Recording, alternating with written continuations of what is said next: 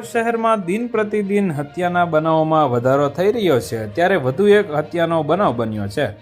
અમદાવાદના પૂર્વ વિસ્તારમાં એક બિલ્ડરે સોપારી આપીને બીજા બિલ્ડરને મોતને ઘાટ ઉતારી દીધો છે।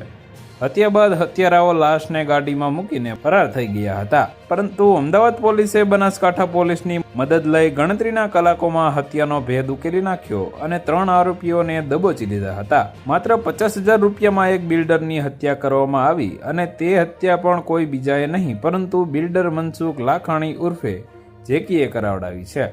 પાટીદાર અગ્રણી અને બિલ્ડર હિંમત રૂદાણીની હત્યા કરાયેલી હાલતમાં લાશ કારની ડેકીમાંથી મળી આવી હતી, જેને લઈ અમદાવાદ પોલીસે અલગ અલગ ટીમો બનાવીને તપાસ હાથ ધરી હતી, જે દરમિયાન પોલીસે 3 આરોપીઓને ઝડપી પાડ્યા છે। તો વધુ માહિતી મેળવવા માટે ચેનલ સાથે જોડાયેલા રહો। વિડીયો પસંદ આવે તો લાઈક કરી દેજો, ચેનલમાં નવા છો તો સબસ્ક્રાઇબ કરી દેજો।